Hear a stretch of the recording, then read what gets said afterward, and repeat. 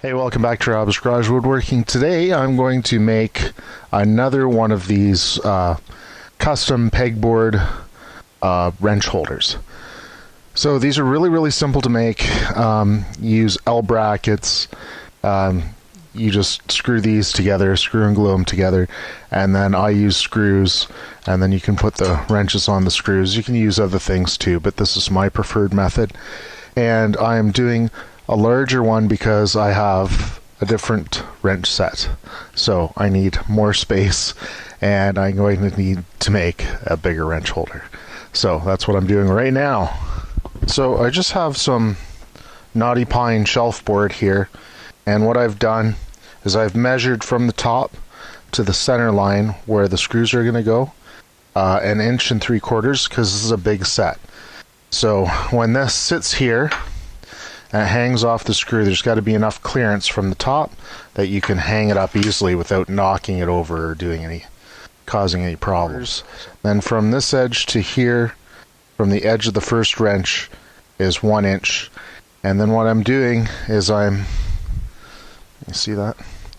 I'm setting the wrench in. I've got another board underneath just so that everything's straight, so that it doesn't fall over. And I line it up, and I mark it. Line up the next one, mark it.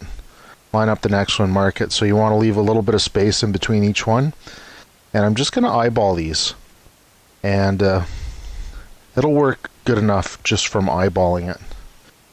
So you line them all up. You take your next wrench, bring it over, give it a little bit of space. And as the wrenches get larger, the spaces between them get a little bit larger. And then you mark it.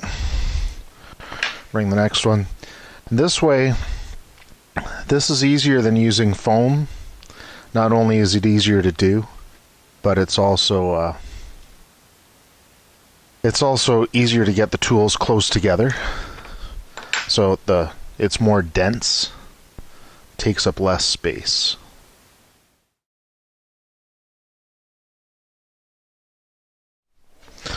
So right now we're going to use a scratch awl or a center punch, and we're just going to mark where the intersecting lines are, and we're just going to try to make this so that you have a nice clean start, so that the wrenches don't go up and down. So just to start this on the line, so center it, give it a little tap, and then that's started. Next we're going to drill it out.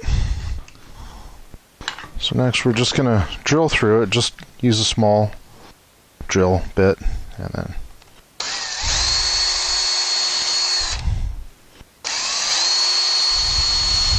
because you're putting all these in a line, you can split the wood and just shatter the whole piece. So pre-drill it so it's not too much pressure. Alright, so now we're going to cut some corners, and I've set my stop block over here just so that I could make all the cuts repeated and get the same result.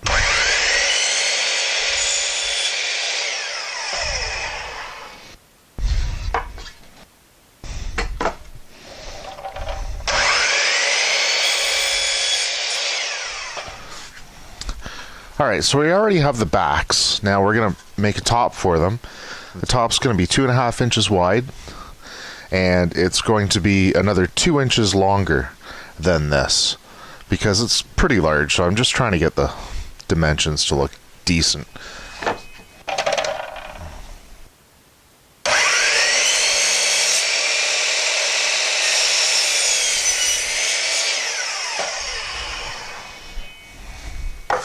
Okay, and that'll be just over the top of this, like 2.5 inches. Alright, so I've set my fence on the table saw to 2.5 inches. Now I'm going to rip these boards.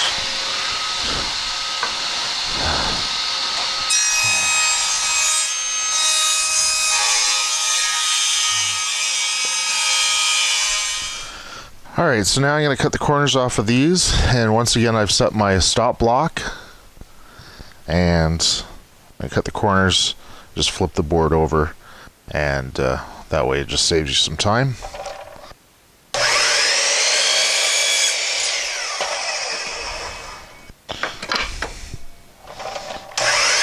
Alright, so I've set up my router. I have a chamfer bit on it. It's a 45-degree angle. And then I have a bearing on the top of this one, so I don't need a fence behind it. And I'm going to do this top and bottom, the sides, all the way down, and then the top of the back. And the top of the back is so you can flip it into place. So we're going to do all that with these here.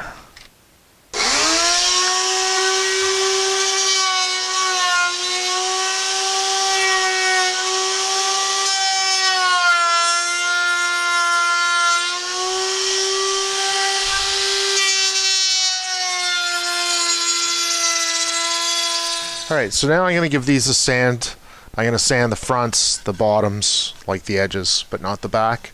I'm going to sand off all the writing. So I've pre-drilled them for each set of wrenches that I have. I've sized them and sized them, marked them, and pre-drilled them.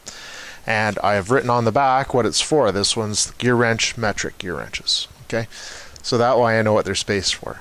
Alright, so I'm going to give these a quick sand.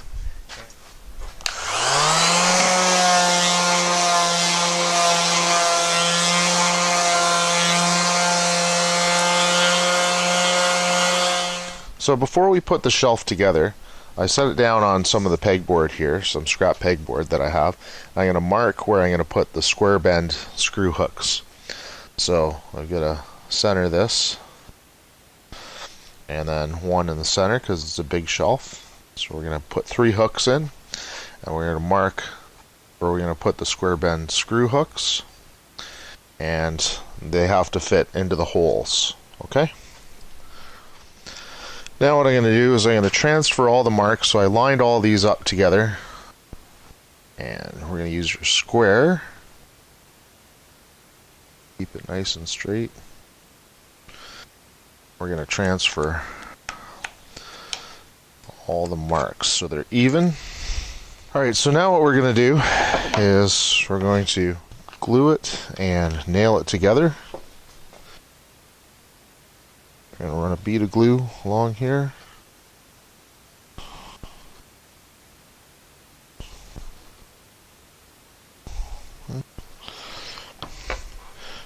And then line this up, make sure that the chamfer is on the top. And we're going to put this in and use our spacer. And it's about just a touch bigger than 3/4 on each side. Okay, line it all up, and then you're not going to put any nails where those marks are, because that's where you're going to put the screws, right? So I'm going to use 1 1/4 inch brads.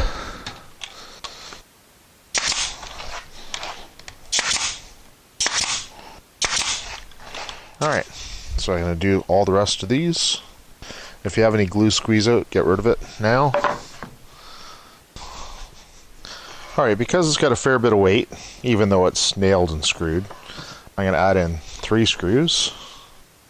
And I'm going to use a countersink bit.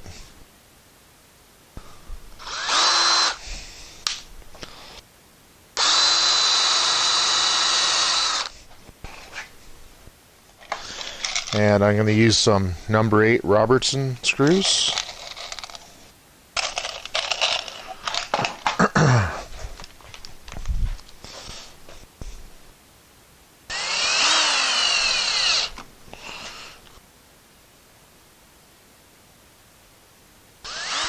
Okay, here's one of my other finished shelves.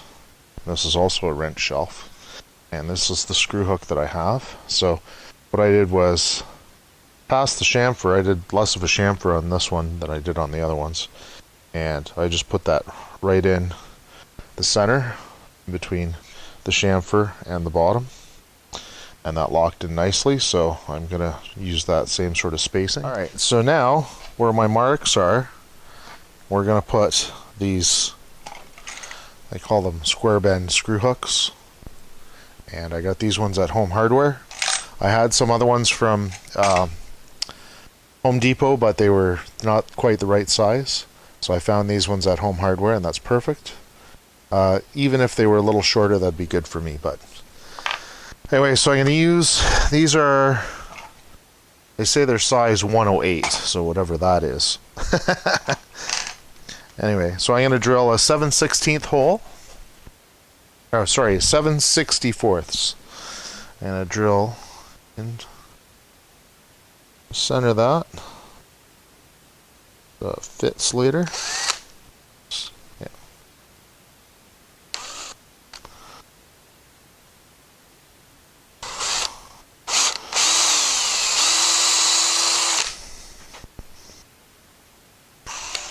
Alright, so now we're going to stain this. I'm using Minwax wood finish stain. This is Early American color. I wear some rubber gloves for this, that way it keeps the stain off your fingers. Also, sometimes I use a foam brush just to make things faster. So, anyway, we're going to give it a nice coat of stain here. Then I'm going to wipe it down with a shop towel. So,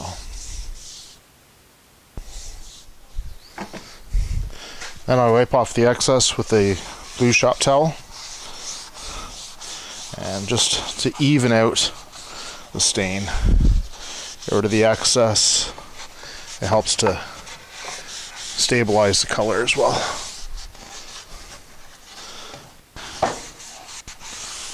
Anyway, that's how I do it. Finished. And wipe off your surface. Alright, so now I've got the shelves and I have some pieces of wood spacers underneath it and a folding table that I do all my varnishing and stuff on. So I'm going to use, this one's called, let's get the English side, Wood Shield Quick Dry Clear Coat. It's polyurethane. And this one is an interior gloss. And it says it's bowling alley tough. Ooh. So, I'm going to use just a bristle brush for this. And you have to do a Varsol cleanup after for this stuff. So, I'm going to coat the back as well as the front. And I'm coating the back because I don't want the wood to warp, because it's a bigger piece of wood and, they can warp. So, I'm going to give it a full coat on the back. I also recommend wearing these disposable rubber or plastic gloves. That way it keeps your hands from getting covered in the finish or the Varsol when you're cleaning up. So,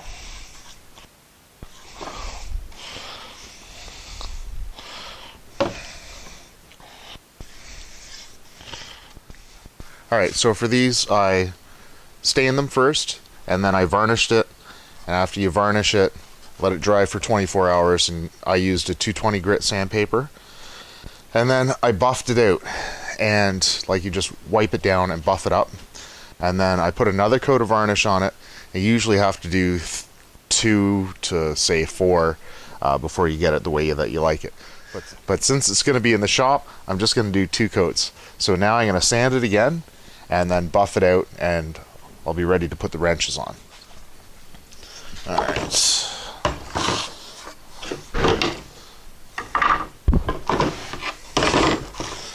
So, I just give it a light sanding. Nothing major, it's just to knock the rough spots off of it. Just light. Get all your chamfers and everything.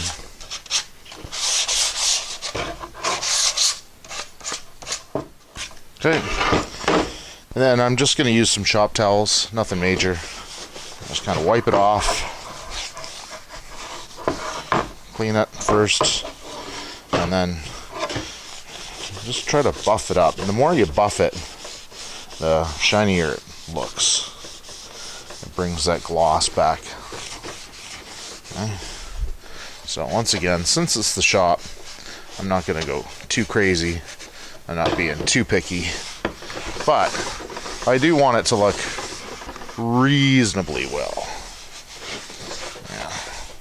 Alright, so now I have screws of different sizes. They're all number 8 starting at 1.5, and then they go down to 1.25 and 1 inch. And what I'm doing is I'm just making sure that that is going to be sufficient, so it's not going to go all the way through the back of the wood, but just enough so that the head of this sticks out over top of that, so it can hang like so, right? So I put that in, get my drill, put my screw in, so that when I hang that up, it's just going to hang there nicely. So I'm going to do each one.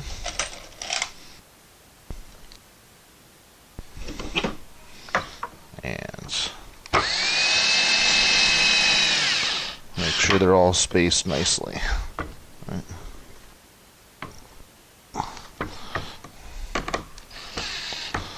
Okay. As the wrenches get smaller, I'll have to go down to the next size screw.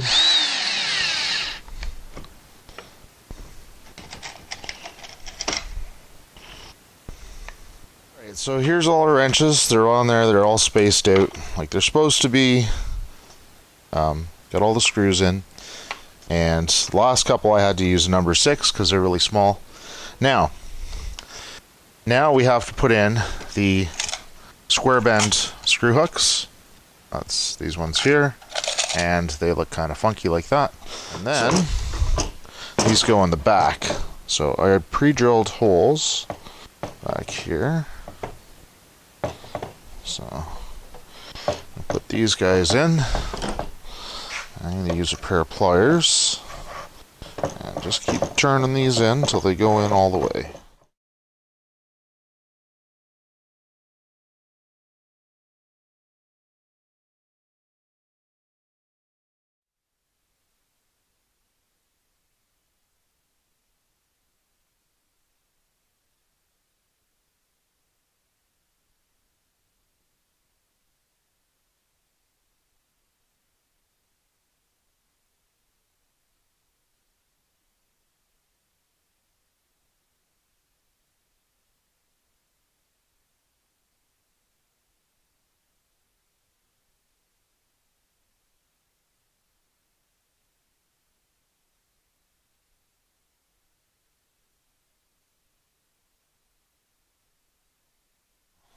Holes approximately.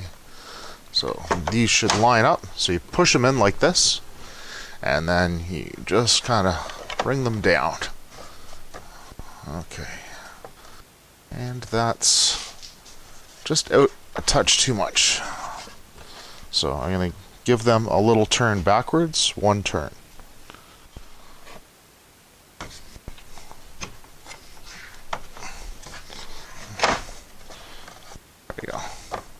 There. So that sits nice and flush. It's not like super tight, but it's close. I can actually put a shim. If you need to, you can put a little shim in behind just to hold it in super tight. If it doesn't quite work out perfectly, not a big deal. So now we're going to hang the wrenches. Alright, so here's the finished product. Like I said, I've made 4 of these. So this one, because these wrenches are so big, they don't actually fit in my tool cabinets properly, and I actually do like them hanging up because they're easy to reach, and if you've got your kids with you or whatever, you can say, oh, go grab me the 1 1/8 inch combination wrench, right? So these ones, because they're offset, so the head's on an angle here, if you hang them like this, they can stick out a bit. So if you turn them around the other way, they kind of stick in and they're more flush up against the wall, so they don't get caught. So if you put anything underneath them, they don't get caught. Now the smaller ones aren't quite as bad as the larger ones, but they can kind of stick out from the wall. Like that one's got to be 1.5 inches away from the wall at the base, which isn't a big deal. And you could put in different hooks, like you can use those square bend hooks on this too. You can get smaller ones, and you can put them in on an angle to match the angle that your offset head is on. Or you could just, like I said, turn it around. Anyway, that's it. So just another option for storing your wrenches. You could do a variety of different things with them, but this is one of my favorite ways to do it. All right. Anyway, thanks for watching.